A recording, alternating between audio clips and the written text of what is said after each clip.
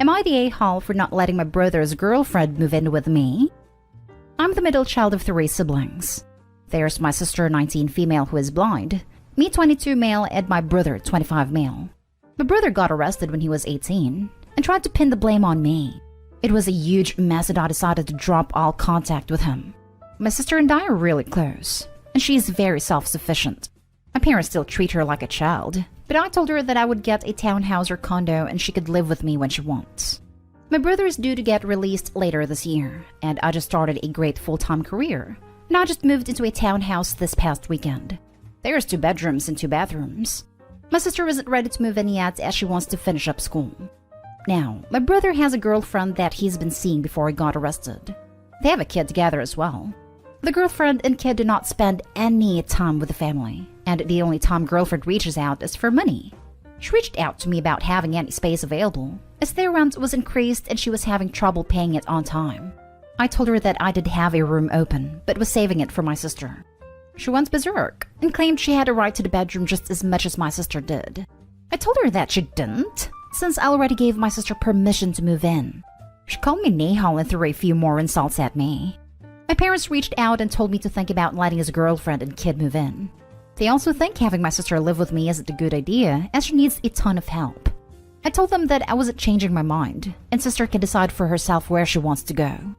Am I the a-hole for not letting my brother's girlfriend move in with me? Now for the top comments. She had a right to the bedroom. Can we say entitlement? Imagine the nightmare that would occur for you if you let her move in. You don't have a free room she has the right to. It's presumably taken in the near future. Not the a-hole. Don't let the brother and his girlfriend ever step foot in your home to live as a tenant. They will never leave. Not the a-hole. You did mess up when you said you had a room open. You didn't have a room open. You had a room for your sister. Sometimes small word choices matter a lot. All you had to say was, I don't have a room available. It still probably would have blown up, but maybe not as much. Yes, never explain yourself to entitled people. It just feeds the troll. Definitely not the a-hole. His girlfriend is not entitled to anything, especially not a room in your house. Even with him being your brother, the fact that he tried to pin his crime on you is enough reason. And that his girlfriend is insulting you for giving her a completely valid reason to not give her the room? Absolutely not. As you stated, your sister is self-sufficient, even with her disability. So moving in with you shouldn't be as much of an issue as your parents stated. I would never want someone who only comes to me for money and insults me for not getting their way live in my home. Next story. Am I the a-hole for setting unreasonable rules for when my son moved back in? My son, 23, male Chris, just graduated college. He used to live hours away from me and his mom and younger sister, but recently moved back in with us because he could no longer afford rent. He said it was temporary, but has been here for 4 months. But that's not what bothers me. It's the fact that he adds to our expenses and hasn't started working and doesn't help in any capacity. In other words, he's become a burden. I talked to my wife about how Chris has been lazy and mooching off of everyone lately, and suggested giving him the push he needed to start counting on himself as an adult. She gasped, saying how dare I imply we'd kick him out. That wasn't what I suggested. I sat with Chris and gave him a timeline as to when he's expected to either start working and help around the house or move out.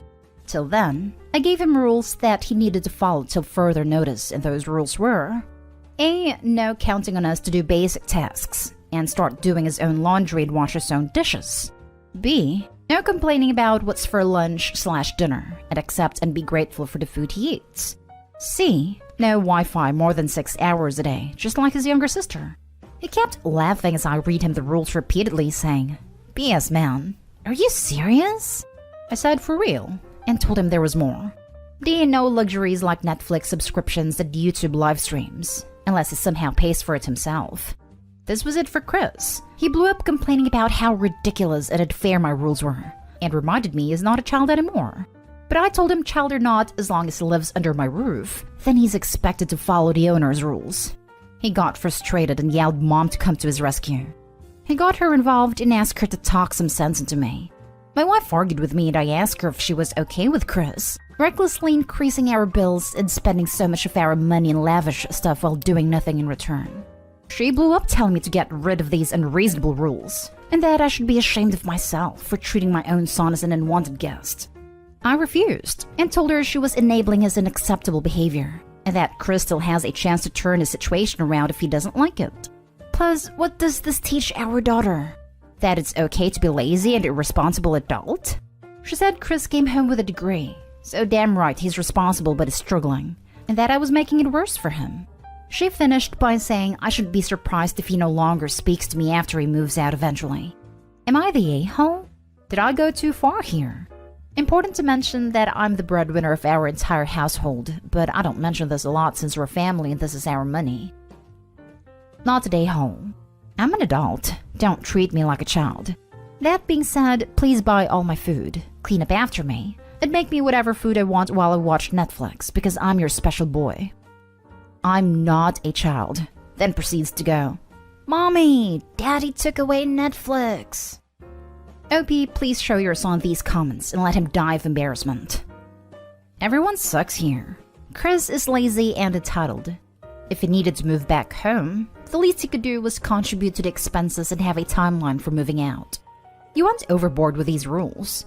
No more than 6 hours a day Wi-Fi is just plain silly. You also implemented these rules without your wife being on board, and knowing she specifically wasn't on board. Your wife is enabling him.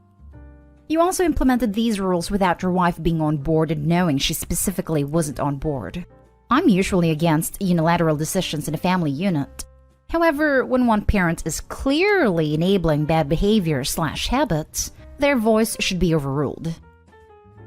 Next story is titled, Am I the a-hole for calling out my sister for taking and selling my sick husband's possessions in front of the entire family? My female 25 husband, male 30, was diagnosed with leukemia. He didn't start receiving treatment right after his diagnosis because of how weak his body was, but his health hasn't improved. It's not looking good so far. He keeps getting worse, and I'm constantly worrying about him. He's been in and out of the hospital lately, so my stepmom offered to help and sent my sister, 19, to our apartment to cook and clean. I'm away from home most of the time, and my sister would show up for hours every day to take care of the apartment. Recently, I noticed stuff going missing. Stuff that belonged to my husband specifically, like his wristwatch and some of his electronic devices, apart from his phone. I asked my sister about it, and she claimed she didn't see them. I kept noticing more of my husband's possessions disappear with time, and it drove me nuts as I kept questioning my memory since I lacked sleep. I decided to lock the bedroom as a solution, but I lost the key later. Another thing I noticed is my sister keep asking about my husband nonstop. Not about his health, but about what he has/doesn't have, which was weird of her. In the past couple of weeks, my husband was readmitted to the hospital and I was with him the entire time. I went home at 4 p.m. to get my clothes changed, and for some reason, I had strong feeling to check our indoor camera. I saw my sister walking in and out of our bedroom and had my husband's possessions in her hand. She took his wristwatches, his gaming device, and other possessions with monetary value. I was confused, but then figured she was taking his stuff and going home with it. I went to my dad's house and confronted her there by showing everyone the video, but she still denied after I asked if she was selling her sick brother-in-law's possessions. She kept denying, till she finally confessed, saying she needed money to pay off debts and rent, and thought since my husband was so sick, then those possessions weren't necessary. Everyone was shocked, including Dad. I yelled that she was taking advantage of my sick husband to sell his stuff and make money, completely dismissing the fact that if I happen to lose him, then those possessions become priceless to me. She started crying after I asked her in front of everyone if she was relying on him not returning home to notice the stuff that was missing, and called her gross and disgraceful for doing this to him while his dad is struggling. Everyone berated her and went off on her, but my stepmom heard about it later and called, and was angry, saying I should have taken my sister aside and not confront her and accuse her of being a thief in front of the whole family. I argued asking if she was okay with her taking and selling my husband's possessions, and she said no, but I went about this completely wrong. Now everyone shunned my sister after I publicly exposed her, knowing she had a reason to do what she did, which is rent, and she's a kid and made a mistake. Besides, she helped, so that should mean something to me. Did I go far? Not a day home. Call the cops and press charges for her theft. Good news is that rent is pretty cheap in jail. Not a day home. You called your sister out for literal theft. She needs to bring those items back immediately, or replacement value for any/all items, or you file a police report for robbery and let the courts sort it out. How dare she betray you and your family like that? I got some of this stuff back, but she's already sold the rest. I'm honestly so upset, but clearly I have no energy to fight with her or my stepmom. I'm ashamed and want to tell my husband. Next story. Am I the a-hole for kicking my sister, her boyfriend, and her kids out of my house? I'll start by saying this. Ever since I was a kid, my sister has always been the favorite and had everything she wanted. She wants something, she gets it. I, on the other hand, had to work extremely hard to get my parents' attention. She never did anything, not even help me clean when my parents would tell us to clean. I did so much house chores and never received any attention. Then years later, I turn 18 and I graduate and get a job. My mom, with 4 more siblings, says I can stay at home if I want, and I took her offer to save money that I pay her $200 a month for rent. My sister still got things handed to her. At the time, I didn't have a car and I just got my license, as my sister already had a permit of her own and always takes the shared minivan she used to go hang out with friends or go to parties. She would always ask me for extra money, and I'd give it to her as long as she paid me back. $1,500 later, she still has never paid me back. But somehow I was able to claim her as an independent for taxes and for a good refund from it and called it even. Then a few years later, I'm 21 and she's 18 and has a kid, and her boyfriend are living with us. And they sucked at paying rent that I ended up having my rent increased by my mom. 2 years later, I've had it and I was able to buy a house at 23. I worked hard to save and keep my credit good. So then I was 23 with my own home, my own car, and a good stable job. A few months later, she, then 21, asks to move in with me with her boyfriend, and her 2 kids. She says she and her boyfriend promises to pay rent, and for some reason I agreed because I felt guilty and I'm very close to her kids and I love them to death. Months pass by and almost every day her and her boyfriend is arguing. They don't clean after themselves. They're always taking up all of the parking, which causes me to park on the neighbor's parking, and I brought it to their attention 4 times. And their TV is always loud when I'm trying to sleep. Sister still doesn't have a job, and the boyfriend works a lot less because of COVID. I paid for all the utilities plus mortgage. My bank balance is running lower every month. So I've had it. And the next day, I told her and her boyfriend they have 1 month to leave. Luckily, right before they moved in, I made them sign a contract I made stating terms and agreements. I told them I've had enough, and if they don't leave, I will take legal action to have them forcibly removed. I feel horrible for their kids. Wanted to, but I can't go on having them ruin my days in my own home I worked so hard for. She says I'm screwed up for doing this to them. The boyfriend hasn't said anything about it, but I think he understands. Am I the a-hole for kicking her out with her kids? And she made it clear she doesn't want to live with our mom because our siblings are loud and messy. Not the a-hole. You've put up with this for months and now you're done. It was something worth trying, but not a lifetime commitment. You bought the house and you should be able to enjoy it. That's not happening since you were outnumbered 4-1. Stick to your 1 month and you gotta go.